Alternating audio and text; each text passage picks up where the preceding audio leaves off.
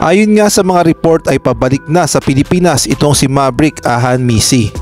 Si Maverick Ahan-Misi nga ay isa ng ganap na free agent matapos hindi na nga siya ma-renew pa ng Converge Fiber Xers, at ayon din sa mga report ay dalawang team ang interesado dito kay Maverick Ahan-Misi. Kabilang na nga dyan ang Talk and Text Tropang Giga at gayon na rin ang Barangay Ginebra. Ngunit good news nga ito para sa lahat ng Barangay Ginebra fans dahil ayon nga sa mga report ay mukhang sa Barangay Ginebra pipirma ng kontrata itong si Maverick Ahan-Misi. Ayon kasi sa report ni Homer Saison na isang sport writer ng Spin.ph, ang sabi niya nga at first reported by Snow Badwa, former Converge star Maverick Ahan-Misi will arrive in the Philippines tomorrow. His camp just told me that Maverick will most probably sign with Barangay Ginebra. Marahil si Maverick Ahan-Misi na nga ang papalit dito kay Jeremiah Gray na alam naman nating injured at nagpapagaling pa. Sa ibang balita naman, hanggang sa ngayon nga ay hindi pa nire-reveal kung sino nga ba ang Final 12 na gagamitin ng Gilas Pilipinas sa Asian Games.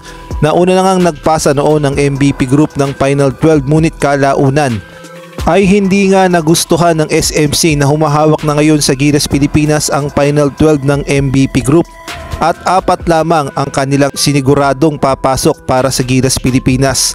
Kabilang na nga dyan si Justin Brownlee, Japet Aguilar, Junmar Pajardo at itong si Scotty Thompson na pawang naglalaro sa SMC. At ayon na rin mismo yan sa Gilas manager na si Al Francis Chua.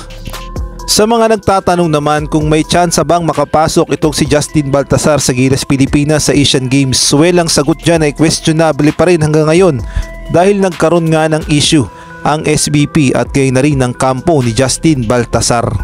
Sila Jamie Malonzo naman at itong si Brandon Ganuelas Racer ay hindi na nga makakapaglaro sa Asian Games dahil meron pa nga silang mga injury.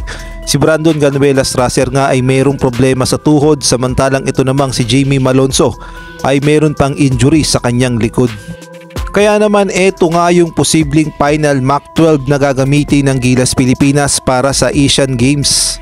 Para nga sa point guard position, nandyan nga si Scotty Thompson na may height na 6'1", at sa shooting guard naman itong si Renz Abando na may height na 6'2". Well, malaki nga ang tsansa ni Renz Abando na makapaglaro sa Gilas Pilipinas sa Asian Games dahil hindi pa siya pinapatawag ng kanyang mother team na Anyang KGC sa Korea at nandito pa nga siya sa Pilipinas, kaya nga malaki ang tsansa niyang makapaglaro sa Asian Games.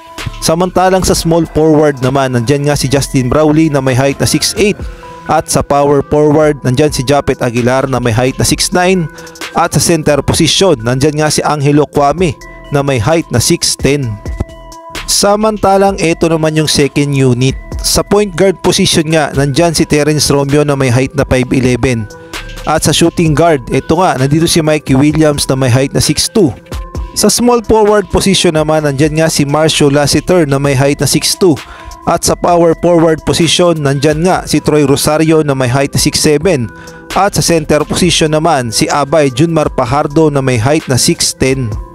At ito naman yung kukumpleto ng Final 12 ng Gilas Pilipinas. Nandyan nga si Arvin Tolentino na may height na 6'5", pwede nga itong shooting guard, small forward, power forward, at itong si Chris Newsome na may height na 6'3", pwedeng point guard, pwede ring shooting guard, at itong si Calvin Abueva na may height na 6'2", pwede nga itong small forward, pwede ring power forward.